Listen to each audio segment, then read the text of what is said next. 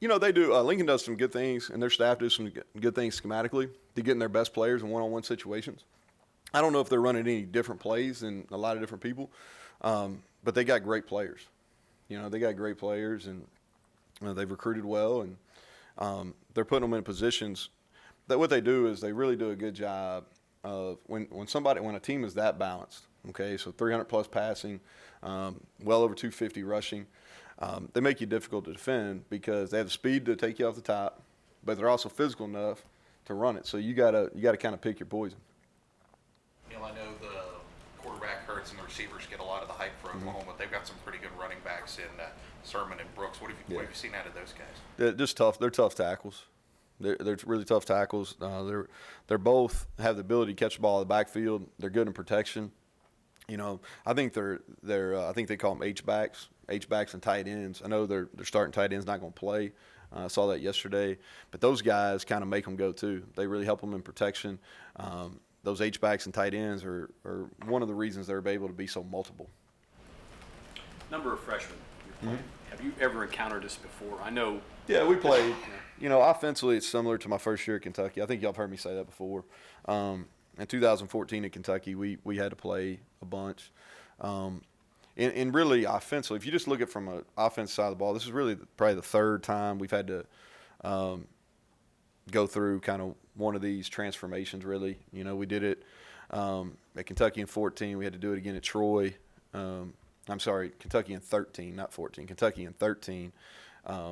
We played a lot of freshmen, and then Troy in 15, and then this year. So we played freshmen before.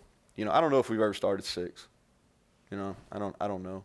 And the thing about it is you get into it, unless Monty would have said something about it yesterday, I'm not sure I would have thought about it, but it is what it is.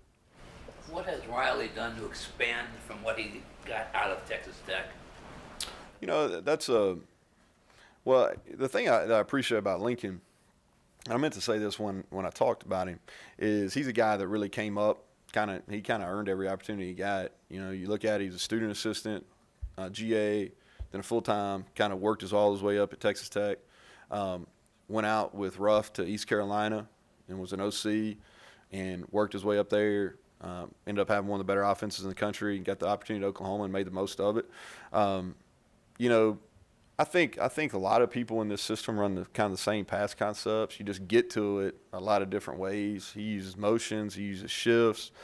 I think the thing that's made him different, I think it's a credit to Lincoln and it's a credit to Bill, is they've ran the ball extremely well over this run they've had at Oklahoma. Everybody talks about the quarterbacks, and deservedly so. Everybody talks about the receivers, deservedly so. But you look at what they've done from an offensive line standpoint and what they've done running the football, that's the reason why year in and year out they've been in the national title hunt. Neal, you mentioned several players that have played better because they're playing fewer snaps. With these injuries, though, and these things, does that put them back to having playing more Ironman, or is your developmental program and maybe guys entering into their 4-game stretch available to try to fill that spot a little bit? Yeah, we're gonna, we've got a couple of positions there that are starting to get really thin. Bandits now with Vandarius being out, that's a position we're probably have to look at moving some people around to fill some of those snaps. Really, what we tried to do over the last few weeks is play a lot of those young people, and I'm a big believer in you play them, and like Josh Chandler's a good example. Josh Chandler probably for a couple of weeks prior to Iowa State game was playing too many snaps, and he probably played 15 less snaps. I'm ballparking, y'all check. That's not exact numbers. I'm just ballparking, but he probably played 15 to 20 less snaps, but he was more productive. And Exery Lowe filled the gap on those snaps, and Exery can run. And he gave us some quality snaps. And so we'll continue to do that. And, Nick Troy get an opportunity. When Keith and Akeem are both available, Nick Troy's going to play more. He's shown the ability, and those guys can play less, and they'll probably be more productive. Sinkfield went out with his ankle. He practiced yesterday. I think he's going to be fine. Yeah, he practiced yesterday, so I would say he's probable for the game. So that leads to Martell Petaway still the hope? Yeah, that's kind of what we're moving ahead with. It would take something unforeseen for him to play again. I think it's a good move for him. It's a good move for our program. Kennedy and Letty will continue to get the primary carries there at the running back position, and then Sinkfield will be the third. But that's the plan. I was asked this at the gas station. I'm going to pass it on to you. All right. Where is Trey Lowe at developmentally? Yeah. Right now? You know, he's we put Jack in the game. We felt like Jack gave us the best chance a week ago. So we've got a plan moving forward with quarterback position.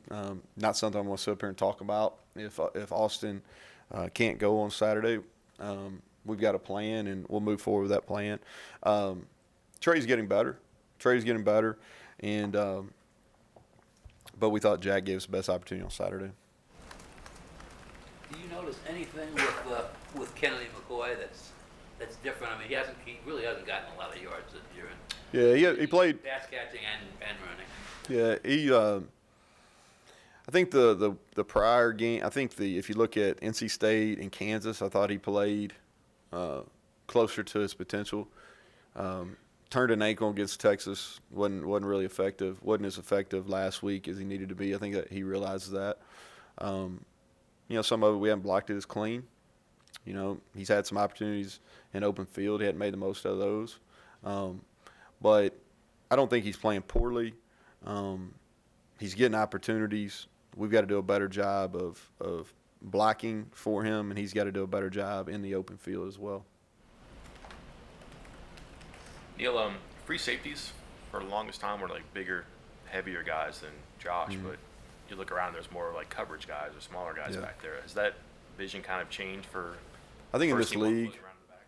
Yeah, I think in this league you have to. If you look around this league, you got a lot of guys that are corner bodies, and I think a lot of defense coordinators in this league kind of made the decision, hey, they're going to recruit some bigger corners, and if they maybe can't play man coverage, we'll put them in the back end because you got to be able to run in this league. We moved Josh back there really by necessity from some of the attrition over the summer. But also knowing that he was physical. That's the thing I like about how he plays. He plays with an edge. It got him in trouble a little bit with the hit against NC State, but he puts his body in there. He has contact courage. But I think if you look just trend-wise in our conference, there's people recruiting more corners in general, and then playing them at safety, and that's what we're doing with Josh. And there's a couple other guys that on our, like Corey Turner's a guy that could do that, can make that move at some point as well. You talk about contact courage. Yeah, well, I mean, he'll put his body in there. He doesn't weigh very big. Like if you came, I mean, y'all seen him. I don't know how much he weighs. It's less than 180 probably, but he has zero fear about going in and tackling big running backs or tight ends. He contact courage. That just means he'll go in there and make tackles. He's not trying to get them down. He's trying to deliver a blow when he gets them down. That's probably a better explanation. Coach, they're a great line of quarterbacks with Mayfield and Murray and now Jalen Hurts. How are they able to? Even before that, Yeah, Jason exactly. White, Landry Jones, a pretty good run. Any idea how they're able to continually breed such great players? Yeah, they're Oklahoma. Where are they at in wins, Mike? Top All 5. right, Tony, you're the one that told me this. 8th? Yeah. Had a pretty good run. Plan for Tay Mayo this week and then moving forward. Yeah, so Bailey, I just have to sit out the first half. So I think a lot of it will depend on Keith Washington's availability. If Keith can't go, then Mayo he'll be up. He'll be playing a lot. We'd still like to redshirt him if we can. If we can't, then there won't be any in between. If we're gonna play him, he's gonna play a bunch of snaps. If he's going to redshirt, then we'll play him in those 4 games. That'll be it. So, if it's up to us and we have guys available, then he's on redshirt. But if he has to play, we'll play him. Is there anybody else like that maybe you'll have to play now? I can't right off the top of my head. Nobody that I can think of right off the top of my head. Ali's played. Winston's going to continue to play. The rest of those freshmen that have been playing are going to continue to play. Nick Troy, KJ, Jordan Jefferson, all those guys, they'll continue to play. Now, as we get closer, we'll start playing, some of those guys that we still want to redshirt. And that's like what we do with Tate. But I think Jalen Thornton's a guy that you could see down the road. We'll wait and see on the offensive lineman. Just trying to think off the top of my head. Those are the guys that anybody that you're asking, Bartlett. I think he's a guy you'll see toward the end of the year as well. Neal, behind Norwood, Kerry Martin's playing a pretty good bit. I know he's been Yeah. sort of up and down. You saw that on Saturday with the PI and then a couple of the pass breakups. Just what have you seen out of him as far as development? Because he's still fairly new to Well, he's fairly new to defense, period. I think what we're asking him is really tough, and he's kind of got pushed in that role by necessity. But, I'm talking about a kid that barely played any defense. When he did, he just was playing man coverage, and now he's asked to go play safety. And I think what we do is somewhat complex from a secondary standpoint. But he's able to go back. He's been able to go in. He played a lot of snaps. He's really played a lot of snaps in every game. Played almost the whole game versus North Carolina State. Played a lot versus Texas. One of the best offenses in the country. He's going to play a lot this week against Oklahoma. And so I think what we're asking him, I think it's going to pay off dividends. I think he's going to be a really good player in our league. I think especially once he's able to gain weight. That's probably the one thing that for him, he would have really benefited by being in what our developmental program is.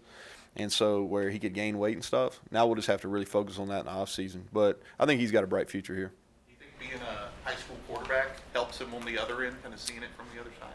Well, the position he's playing is basically kind of the quarterback of the defense. So I think it helps him from a verbal communication standpoint and maybe taking a little bit of a lead back there. I think that definitely helps. I don't know if he sees it any better. Neal, have you found anything in common with maybe some red zone possessions on defense that you wish you'd gotten 3 instead of 7 or resisted a little bit more? You asking our defense or our offense? Your defense. Yeah, we've got to do a better job. If you look at the numbers, just looking at statistics of it, if you also look at it, too, we've had a bunch of penalties. We've had a bunch of penalties that have really hamstrung us. Most of our PIs have been down inside the 30.